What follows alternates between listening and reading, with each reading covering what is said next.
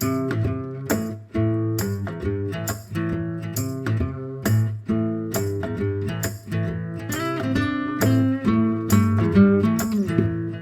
everybody, welcome. I am here with Megan Litzenberger, and she is the art consultant for West Chelsea Gallery. We met and she shared her dream of someday maybe owning a farm-to-table restaurant, and we chatted and I said, oh my gosh, I would love to cook a farm-to-table meal.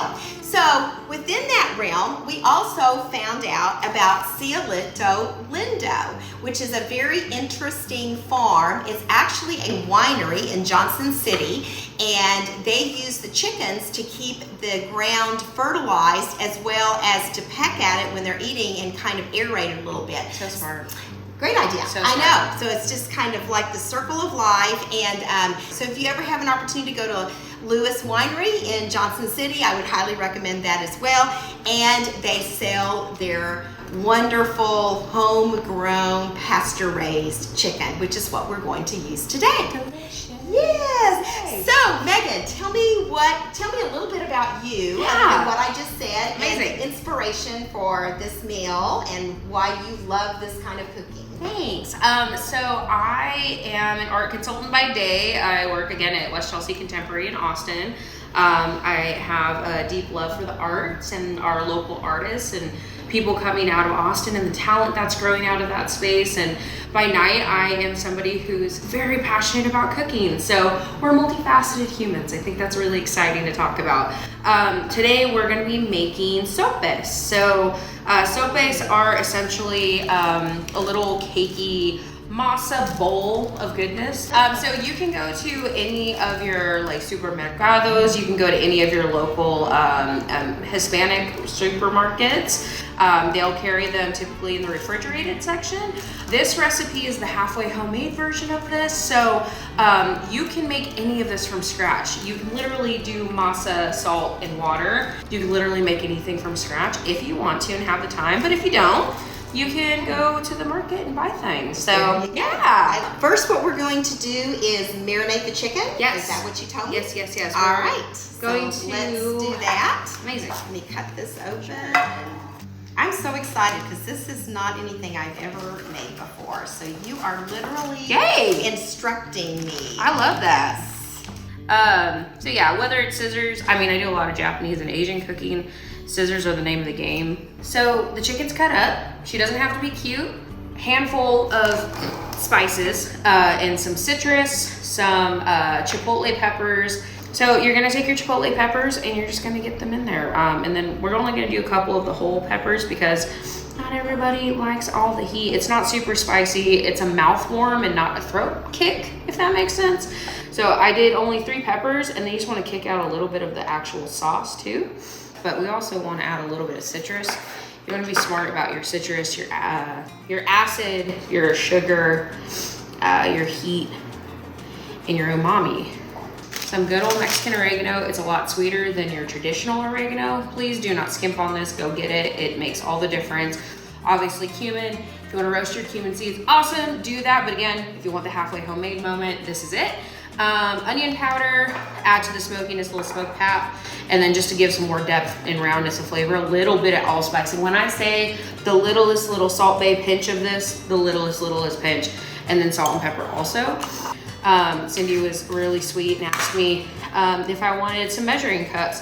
And you just kind of go until your ancestors tell you to stop. You just do whatever makes your heart happy.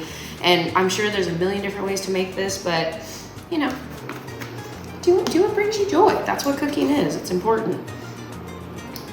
So you have your Aleppo, your chipotle, a little bit of the allspice. Get into it with your Mexican oregano. Again, it's so sweet. It's so floral and fragrant, and it is delicious. And obviously salt and pepper, and then we'll adjust and taste this later. Now, if you are one of those folks who, I'm so sorry to say, have one of those soap moments with cilantro, bless your heart, but also if you don't, please throw it in there. And then you just give her a good mix. And then you let her hang out and you let all these flavors homogenize. You let them get to know each other a little bit. And you can hang out, gosh, I would say at least 20 minutes, 30 minutes. If you could let it sit overnight, that would be awesome because it's just gonna be even that much more tasty. This smells so good. Okay, awesome. So it's marinating. Again, leave it in there 20, 30 minutes. If you're in like a rush, do it before you go to work. Leave it all day. That's like, we love that. So we're just gonna dice up some radishes as garnish on the side.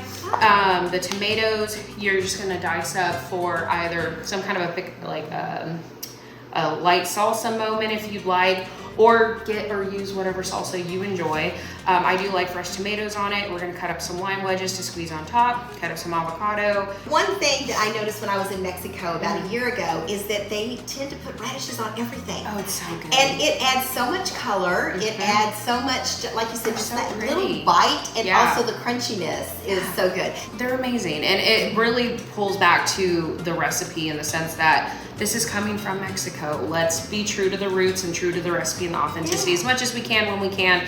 And this for me helps bring me back into that space or remind me where this is coming from. So yeah. Also, this is queso fresco.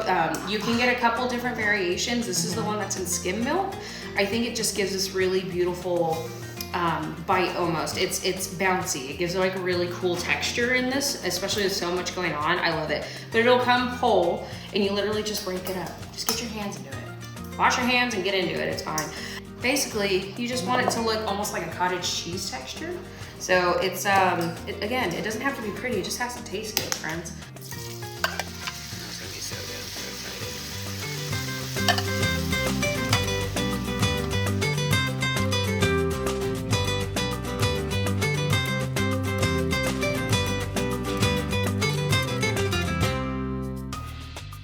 Okay, so we have all of our fresh stuff cut up. The base layer on the dough is going to be beans for me personally. Again, do this in any order that feels nice. It's intuitive and fun. That's what cooking is.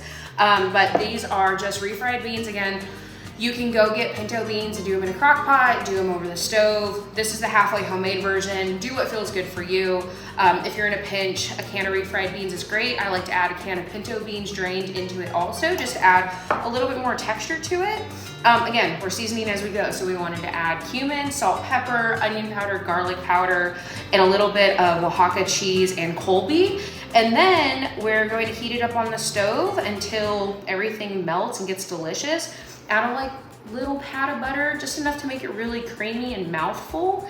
And yeah, once it's heated up and warm, we're just gonna set it off to the side and let it cool down a little bit while we fry up our sopes.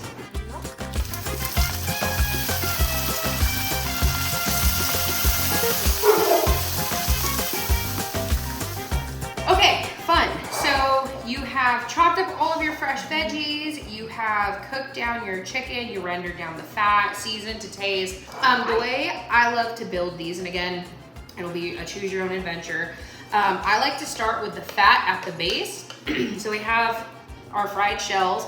If you hear the crunch, you did it well. But I like to build the texture from the fat up and get brighter and fresher the higher up we get on the stuff base. So take a little bit of your refried beans. You're just gonna put them in just like that. They're so good, I'm so excited. And then from there, put in some of that gorgeous chicken that we made. Oh, I love how you've added a little bit of cilantro on top. What is it about color that just really makes food look good? We're just real extra around here. We have to have fun with it. I like the extra. Have fun with it. And then from here, we're gonna put a little bit of cabbage. Now, I like real finely sliced and diced cabbage because we want the crunch, but we want it to just blend in with everything. We don't necessarily want a salad in our mouth. And then I'm just gonna take some tomatoes. And I love the fresh tomato aspect of this. Salsa. I made a really easy salsa this morning. Jalapenos, tomatoes, onion, lime.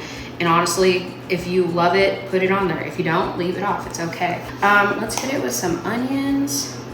A little red onion. We call them red purple onions. Yeah. Again, adding some more color. You know. And then again, season your avocado, please, as it goes along. We want to make sure. And then if you want to go to the market and buy crema, you can. You can make it from scratch using buttermilk and lime and seasonings. If you're just at the HEB, go get some good old sour cream. Do a dollop of daisy and put some lemon and lime in there. And I'm just gonna hit. Oh, how pretty. Yeah. Oh, that's beautiful. And then, wow. I don't know if you can see this.